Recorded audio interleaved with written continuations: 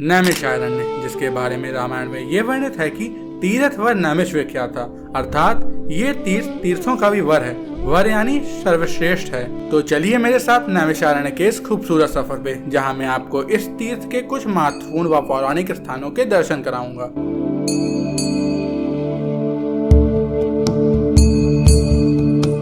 नैमिषारण्य, जिसके नाम का उद्गम संस्कृत के शब्द निमिष तथा आरण्य से हुआ, जिसमें निमिष का अर्थ है चक्र का केंद्र बिंदु तथा आरण्य का अर्थ है एक घना वन। वायु पुराण और पूर्व पुराण के अनुसार महर्षि शौनक के मन में एक दीर्घकालीन ज्ञान सत्र अर्जित करने की इच्छा होती है और इसी इच्छा को मन में रख के वह ब्रह्मा जी की उपासना चालू कर देते हैं। ब्रह्मा जी उनकी इसी उपासना से प्रसन्न होकर प्रकट होते हैं। वह उनको एक मन रूपी चक्र देते हैं और बताते हैं कि इस मन रूपी चक्र की बाहरी परिधि जहाँ पर भी गिरे उसी स्थान को पवित्र मानकर अपने ज्ञान सत्र की शुभारंभ वहीं से करना। महर्षि शौनक 88,000 ऋषियों के साथ मनमय चक्र को चलाते हुए विश्व भ्रमण करने लगे और ये चक्र गोमती नदी के किनारे एक आरण्य में यानी कि वन में गिरता है और जिस जगह ये चक्र गिरा था उस जगह को आज हम सभी चक्र तीर्थ के नाम से जानते हैं और इस मन रूपी चक्र की नैमि गिरने की वजह से इस जगह का नाम नैमिषारण्य पड़ा। साथ ही कहा जाता है कि नैमिष तीर्थों का भी तीर्थ है, यानी कि अगर आप विश्व भर के सारे तीर्थ कर आते हैं पर नैमिष नहीं आते हैं तो उन सभी का फल आपको प्राप्त नहीं होगा और अगर आप सिर्फ नैमिष में आके कुछ देर पैदल ही चल लेते हैं तो आपको उन सभी तीर्थों से ज्यादा फल प्राप्त होगा। इसके बाद हम ललिता देवी मंदिर आ जाते हैं। यह मंदिर नैमिषारण्य का एक प्रमुख मंदिर है, साथ ही साथ इसको शक्तिपीठ की भी मान्यता प्राप्त है क्योंकि यहाँ माता सती का हृदय गिरा था।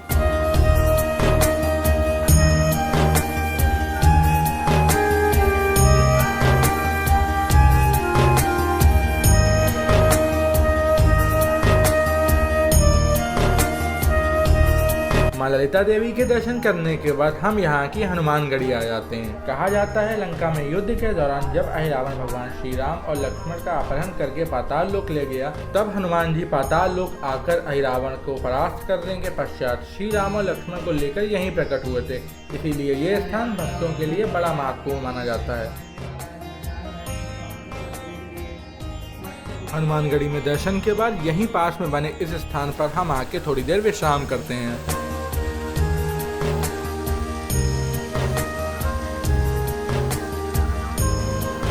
अब यहाँ दर्शन के बाद हम आते हैं व्यास गद्दी। तो व्यास गद्दी ही वह स्थान है जहाँ पर वेद व्यास जी ने हम मनुष्यों के लिए 4 वेद, 6 शास्त्र, 18 पुराण, भगवत, महाभारत एवं सत्यनारायण कथा की रचना करी। अब आपको अंदाजा लग ही गया होगा आखिर ये नैमिषारण्य कितनी पवित्र तथा पावन जगह है। व्यास गद्दी के लगे में ही है वट वृक्ष, जिसकी आयु 5,099 वर्ष से भी ज्यादा मानी जाती है और इसी वट वृक्ष के नीचे वेद व्यास जी ने महर्षि जैमिनी को वेद पुराण का ज्ञान दिया था और यही जगह है जहाँ पर पूरे विश्व में पहली बार सत्यनारायण कथा हुई थी। और इसी वट वृक्ष के सामने पड़ती है मनु शत्रुपा तपोभूमि। मनु और शत्रुपा के बारे में तो आप सभी जानते ही होंगे कि वे हमारे पृथ्वी के सबसे पहले नर व नारी थे तथा हम सब उन्हीं की संतान माने जाते हैं। तो ये वही जगह है जहाँ पर उन्होंने करीबन 23,000 वर्ष तक की तपस्या करी और विष्णु जी को प्रसन्न कर उन्होंने यह वर लिया कि आगे चल के वे उनके पुत्र के रूप में धरती पर अवतार लेंगे। और आगे ठीक ऐसा ही होता है जब विष्णु जी प्रभु श्री राम के रूप में इस धरती पर अवतार लेते हैं। अब चलिए मैं आपको नैमिषारण्य के सबसे भव्य और खूबसूरत मंदिर लेके चलता हूँ। तो ये है श्री त्रिशक्ति धाम मंदिर। यह पूरा मंदिर साउथ ऑफ इंडिया की शैली पर आधारित है तथा इस मंदिर में जैसे ही आप प्रवेश लेंगे आपको सामने ही भगवान विष्णु की एक बहुत प्यारी मूर्ति देखने को मिलेगी, जिसे देख के आप मनमुग्ध हो जाएंगे।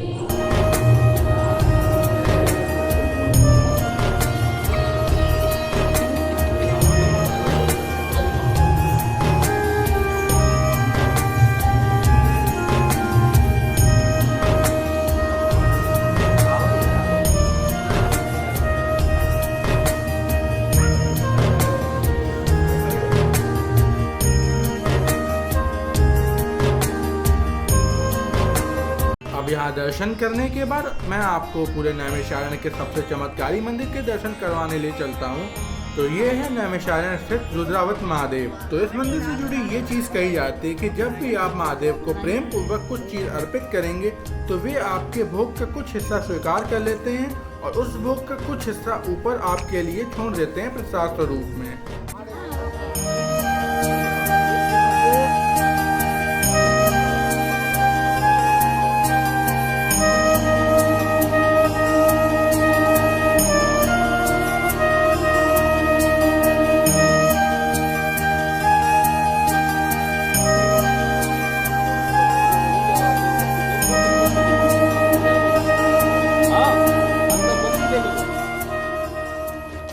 यह मंदिर गोमती तट पर स्थित है, जिस वजह से कई लोग यहाँ पर स्नान भी करते हैं तथा यहाँ लोग दूर दूर से महादेव के इस अलौकिक चमत्कार के दर्शन करने आते हैं।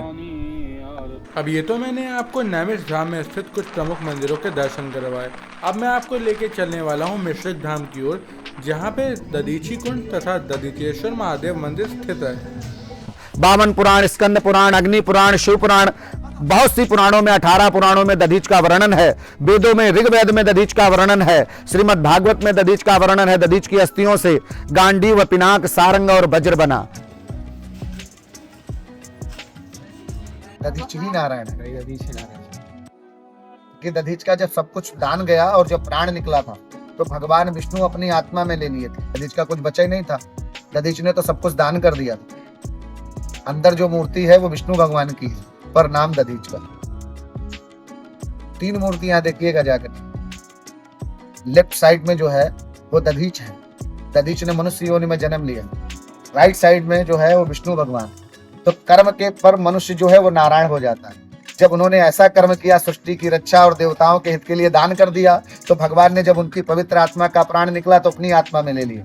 तो दधीच का प्राण विष्णु में गया और विष्णु और दधीच मिलकर के नारायण रूप में स्थापित। दधीच में जो बड़ी मूर्ति है वो दधीच नारायण है। विष्णु है और वो नारायण दधीच बोले जाते, इसीलिए नारायण ये है। इसके लिए अष्टम वैकुंठ लोग जानते नहीं, खाली मिथ्या में इधर उधर दौड़े दौड़े घूमते हैं। ये पूरा क्षेत्र नैमिषारण्य। तो चलिए मंदिर के अंदर चल के महर्षि दधीचि के दर्शन करते हैं।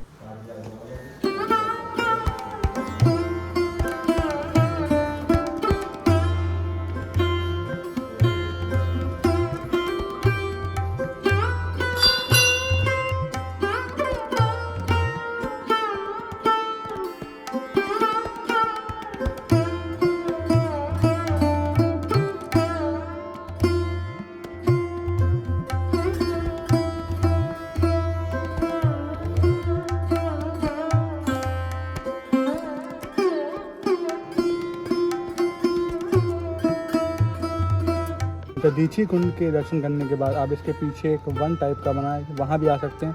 साथ साथ ही दधीची की माता जी का भी एक मंदिर बना है, जहाँ पे आप आ सकते हैं। आराम से बैठ के यहाँ पे किया गया टाइप की, यहाँ पे आसन जैसा बना है, यहाँ बैठ के आप विश्राम कर सकते हैं। दधीच ने विश्व की पहले उपज्योतिर्लिंग की स्थापना की इस मिश्रित तीर्थ दधीची कुंड पर, जिनका नाम दधीचेश्वरनाथ हुआ। विश्व में 12 ज्योतिर्लिंग है, 27 उपज्योतिर्लिंग है। शिव पुराण में वर्णन है, विद्या बुद्धि प्रदम देवम महामृत्युंजय शिवम दधीचेश्वरनाथ बंदे, भक्ति भावार सिद्ध है। मेरे कहने का तात्पर्य यह है कि आप अन्य तीर्थ में जाओगे, एक पुण्य प्रदान होगा। इस तीर्थ में मात्र चरण रख देने से आपको तीनों लोकों के तीर्थ का पुण्य प्रदान होता है। अगर आज दधीच का अस्तिदान नहीं होता तो सृष्टि केवल आसुरीय में होती। यहाँ केवल असुर ही राज्य कर रहे होते, देवता अपितु नहीं होते। इसलिए हम सब देवता की पूजा करते हैं। वो देवता आकर के दधीच के सम्मुख खड़े होकर के उनसे अस्थियों का दान मांगा। उन्होंने देवताओं और सृष्टि की रक्षा की। ये बड़ा पुनीत स्थान है। आप सभी आइए, आप सभी का स्वागत है। मैं दधीची कुंड पुजारी राहुल शर्मा आपका स्वागत अभिनंदन करता हूँ। तो ये तो मैंने आपको नैमिषारण्य धाम के कुछ महत्वपूर्ण स्थानों के दर्शन कराए। तो अगर आपको ये वीडियो पसंद आई है तो वीडियो लाइक करिएगा। साथ में अगर आप चैनल पर नए हैं तो चैनल सब्सक्राइब करिएगा, क्योंकि मैं ऐसी वीडियोस बनाता रहता हूँ।